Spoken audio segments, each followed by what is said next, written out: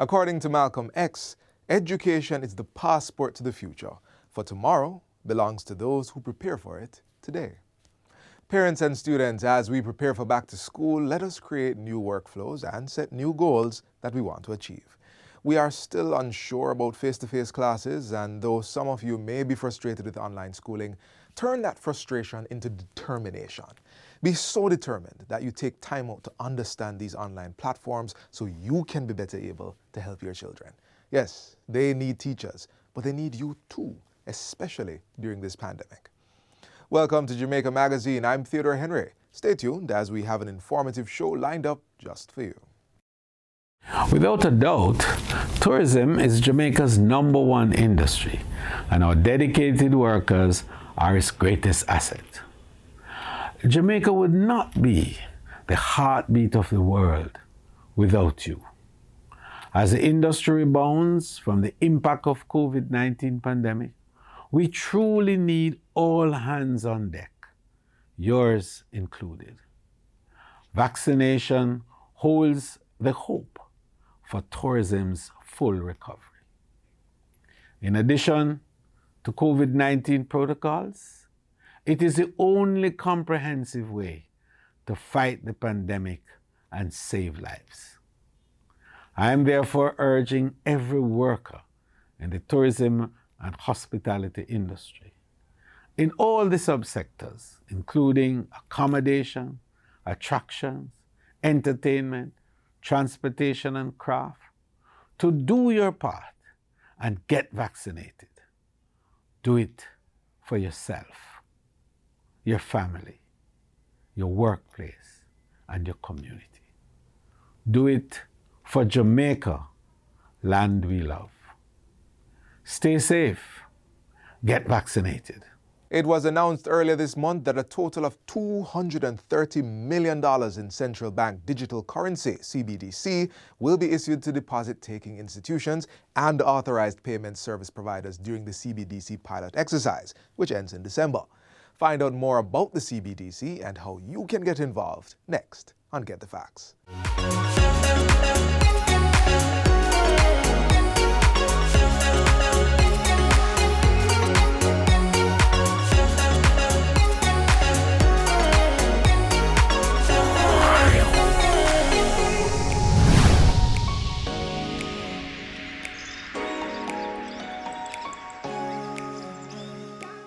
Welcome to Get the Facts, the program that provides you with information on the government's policies and initiatives.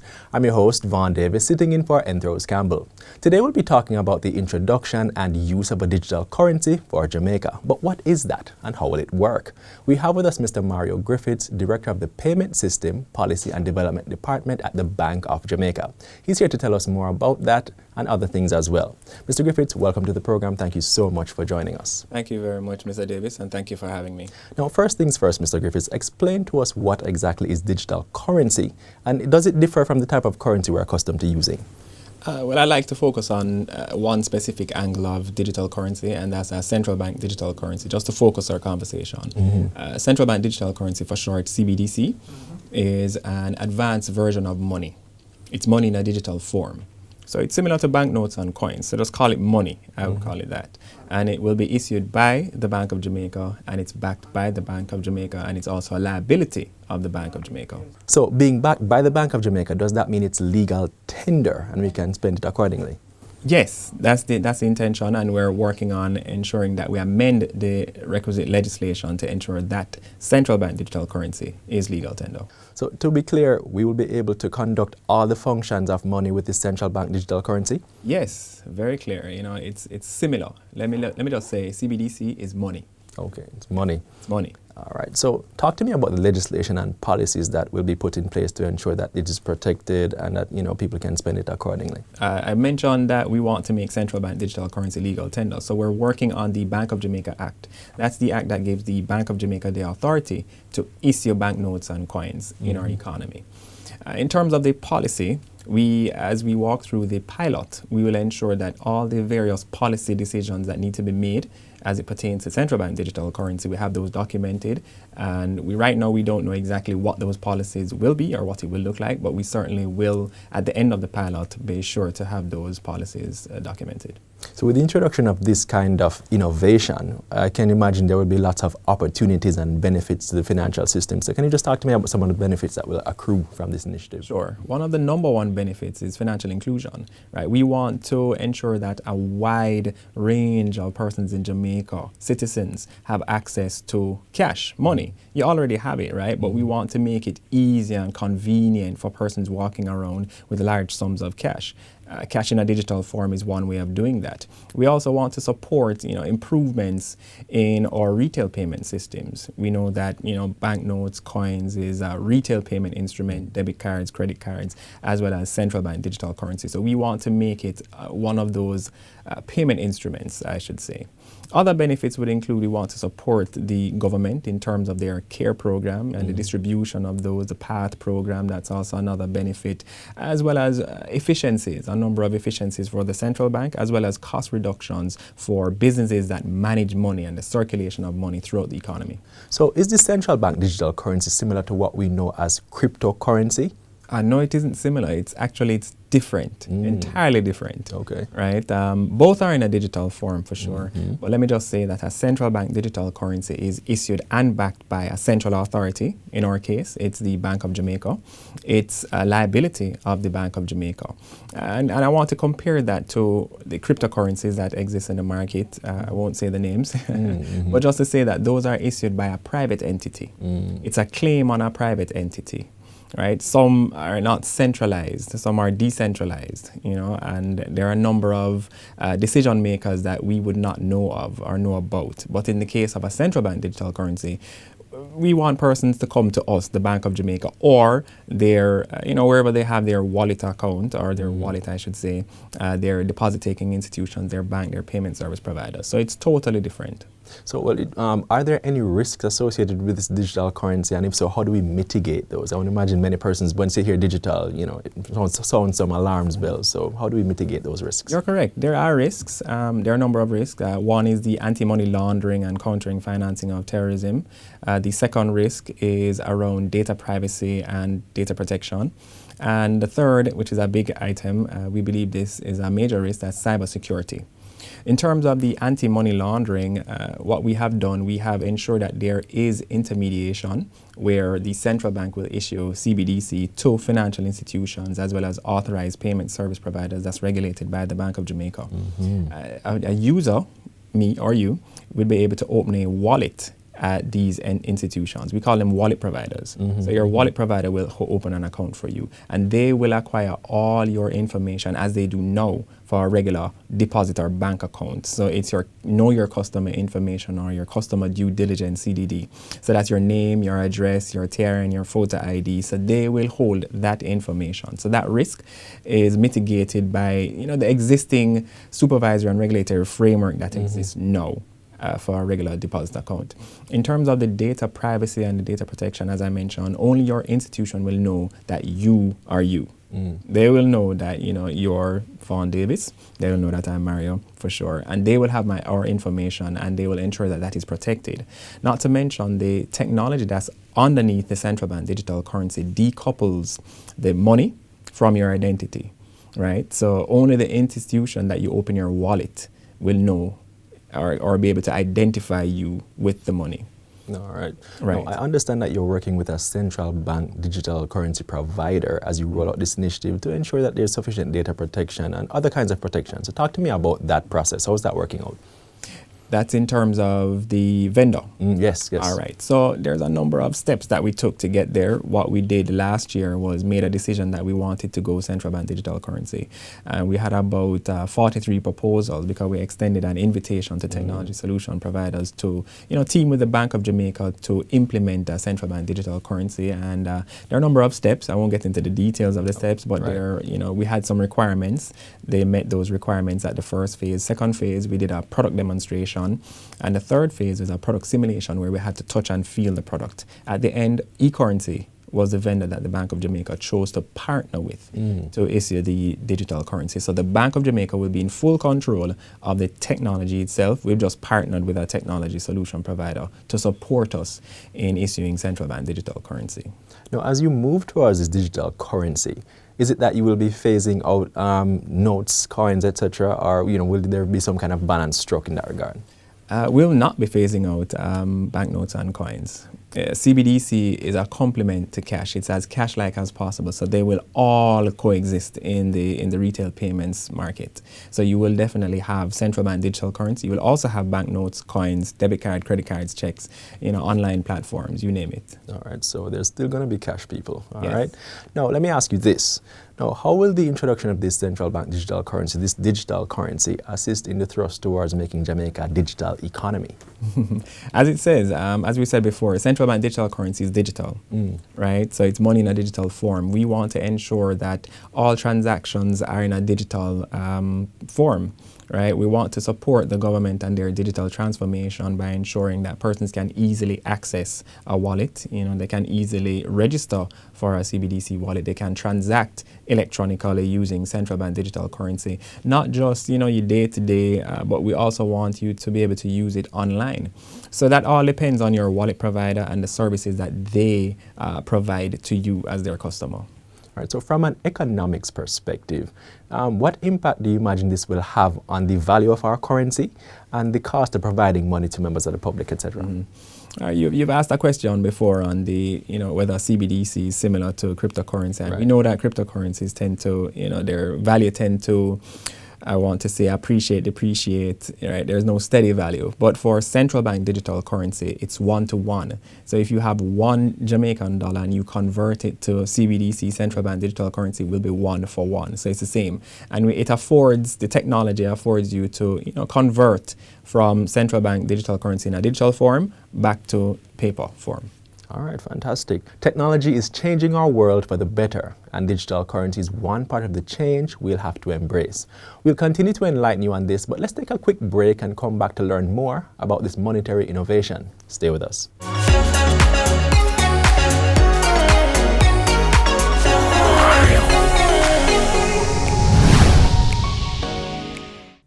Hurricanes can strike at any time. In the event of one, be prepared to act quickly.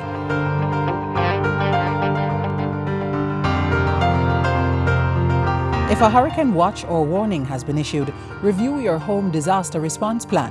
Map out likely routes to evacuate if your home is at risk and confirm with relatives or friends you plan to stay with. Also, confirm the location of the nearest shelter.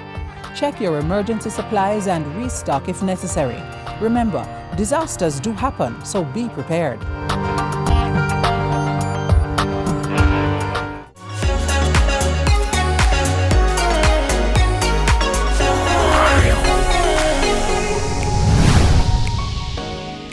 Welcome back to Get the Facts. We're talking about the move towards the use of a central bank-issued digital currency. And here to tell us more about that is Mr. Mario Griffiths, Director of the Payment System Policy and Development Department in the Bank of Jamaica. Now, Mr. Griffiths, it's clear that the world is moving towards digital currencies. So what is the Bank of Jamaica doing to prepare Jamaica for that transition?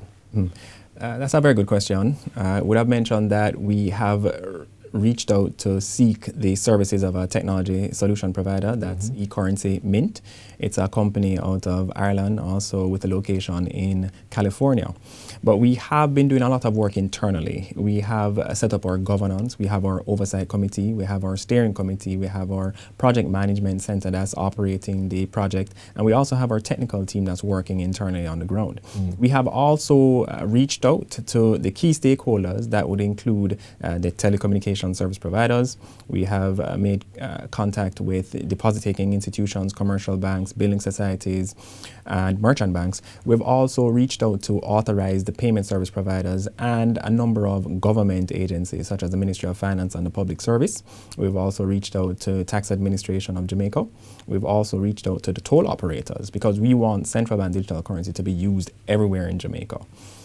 And we've also reached out to our regulators, such as the Office of Utilities Regulations. All right, fantastic. Now, I understand that before full-scale rollout of this central bank digital currency, there's going to be a pilot project. Now, talk to me about the objectives of the pilot project and what the public can expect. What will they see as this is rolled out and so on? Okay, in terms of the pilot project, what we want to do is test the use of the central bank digital currency. We want to test a number of the use cases. So we want persons to conduct person-to-person payments, me paying to you or me paying to a vendor, a supermarket, you name whichever supermarket it is, or a restaurant of Jamaica. We want you to utilize central bank digital currency to make your payments. If you want to make payments for your taxes, we also want you to utilize central bank digital currency for that, or even online. Right, so that's where we're heading. And what we're doing in terms of the pilot, we want to test those use cases throughout the pilot. We want to test the ability to mint or create central bank digital currency, which will be shorter than the process for banknotes and coins, which takes approximately 9 months. So we want to create money.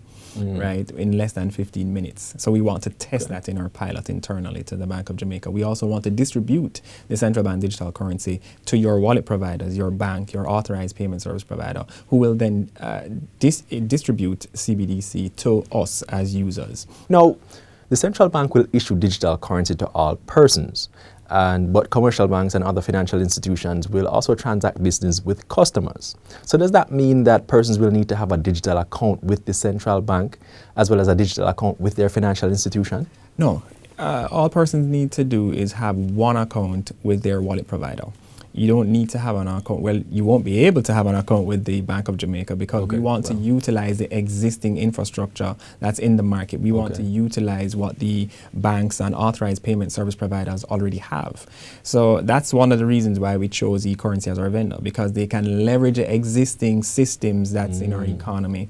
And that's the risk of bringing in new technology is high, and we wanted to ensure that we leverage what exists in Jamaica to easily distribute central bank digital currency. So no, we only need one account, but if you already have a bank account, then certainly there will be seamless transition between your bank account into your CBDC wallet. So to be clear though, will the digital account be different or separate from one's personal account, and how will holders be able to access and utilize the different functions of the digital currency in this manner? Well, it is different from your bank account. It's as I said before, it's money. It's cash in your pocket, but just cash in a digital form. And in order to hold it in a digital form, you must have what we call a wallet.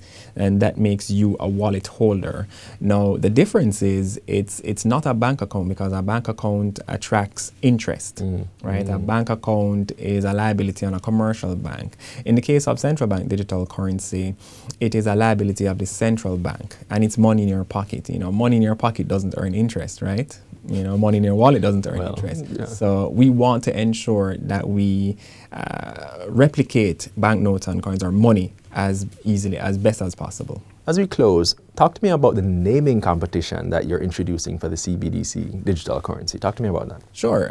Well, we wanted to ensure that we have a name for the central bank digital currency, as well as a logo, a tagline, and an image that represents central bank digital currency. Earlier this year, this month, I think the 4th of June, we closed our naming competition. It was sent to the public. It was published publicly. And we wanted the Jamaican public to name the currency that they will be utilizing. So right now, the placeholder name is CBDC, right? Central bank digital currency. Not exactly the sexiest thing in the world, right? Not at all, but we wanted the public to name the currency, just so it resonates with us. Absolutely. Right. So we're waiting on that, and the assessments are currently being done. So more details will be shared about that as we progress.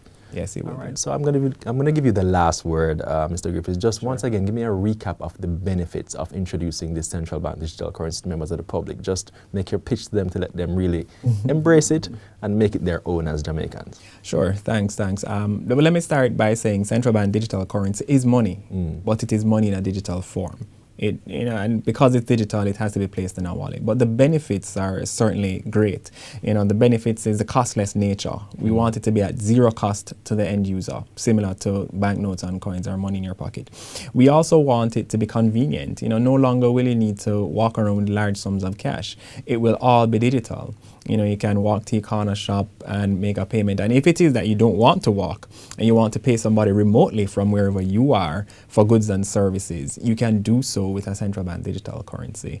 And safety is a key aspect, right? We want to ensure that the digital currency that we're bringing on, central bank digital currency, is safe and even safer than cash. All right, Mr. Griffith, thank you so much for coming by, and this has been a most enlightening conversation. Looking forward to seeing where this actually goes, right? You're welcome. Folks, there you have it. Exciting times ahead. We could talk a lot more, but this is where we're going to end our conversation for today. This has been Get the Facts. Our guest was Mario Griffiths, Director of the Payment System, Policy and Development Department at the Bank of Jamaica. For more information on the central bank digital currency, you can visit their website, boj.org.jm.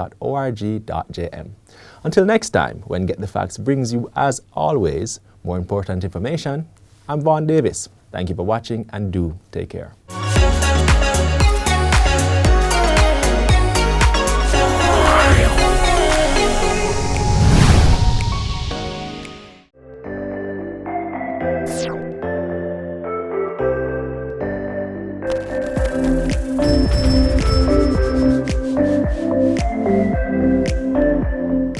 It's absolutely critical that we receive the vaccines. You will see hospitalizations and indeed deaths likely come down.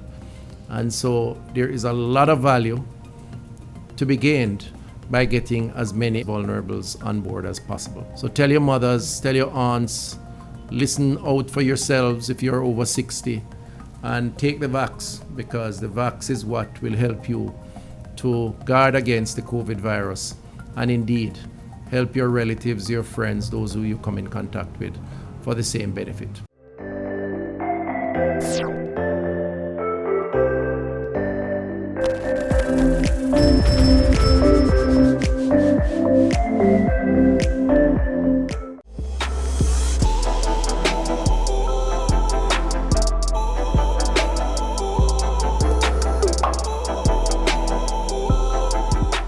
Let's now explore how the Registrar General's Department is transforming its operations to create a more efficient system and better customer relations. Check this out.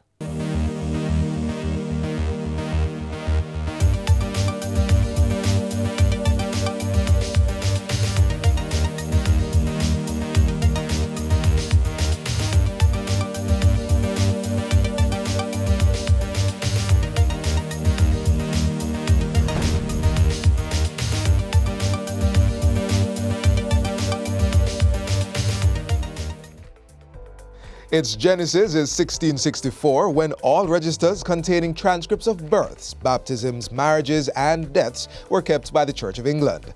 Fast forward to 1879, when the Registrar General's Department, RGD, was established in Spanish Town at the Rodney Memorial Buildings. Today, the RGD is an executive agency, and it operates starkly different from its early days. We started out with one location, but we quickly realized that that wasn't something that was sustainable. So we have expanded our locations, and we have expanded to the point where we now have 9 branch offices. I would also like to add that we have what we call registration centers located in Trelawney, in St. Mary, in St. Thomas, and also in Hanover. So essentially, the RGD has a physical presence right across the island. We also have our mobile services. So our mobile unit allows us the opportunity to bring the services to these customers who would otherwise find it difficult or challenging to come into our physical locations. I also want to speak about our locations in the digital space, right? Because we are online. The RGD has been online for a number of years now, where customers can actually log on to our website and apply for birth, death, marriage certificates, etc. We have a mantra since 2020, when I started. It's called Digitally Bold, and we are vigorously pursuing initiatives within a digital space that will provide ease of access and greater efficiency to our customers in a modern society.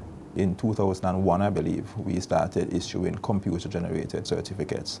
This was an upgrade to the prior black and white certificates, because these certificates now, the computer generated ones, are printed on security paper with several security features embedded in them, and that enabled third-party users to authenticate the genuine nature of the certificates. The impact and results of the implemented changes are evident, as the words being echoed are ease of access, convenience, and greater efficiency.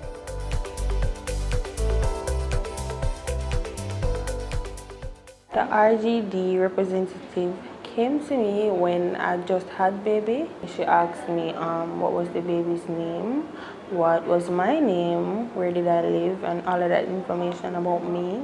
And she asked me what was the father's name of the child. She told me he had to come and sign the paper, the document, and later that day he came, signed the document and everything.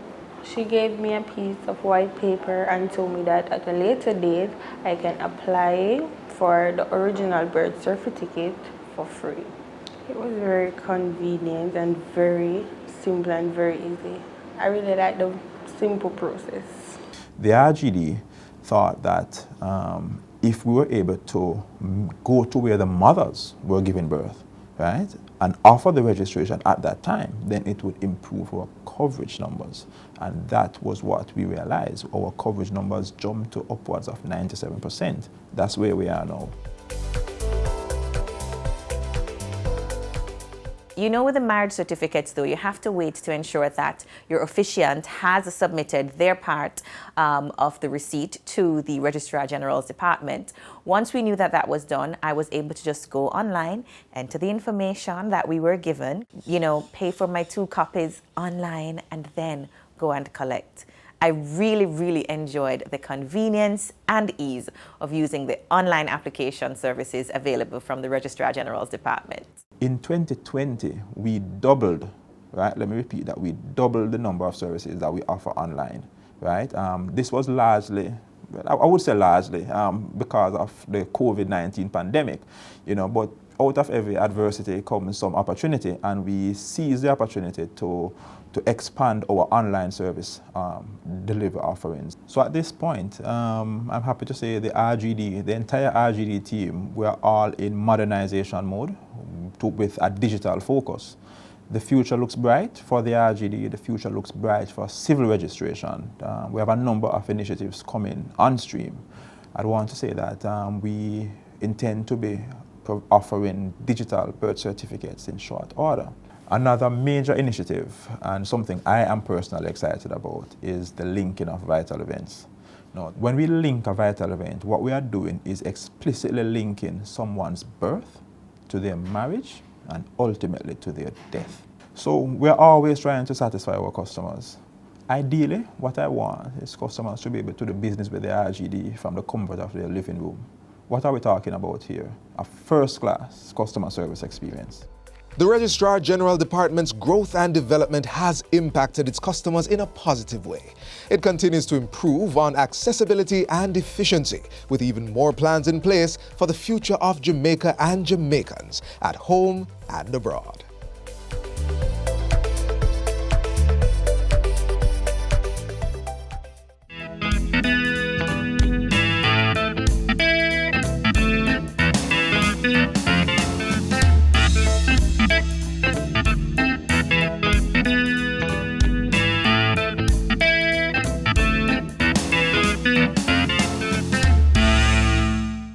This is where the magazine ends for today, but if you would like to see more content like this, then visit our YouTube page. We also have all the latest news and updates on our social media pages and on our website, jis.gov.jm. So on behalf of the entire production crew, I'm Theodore Henry. Thanks for watching.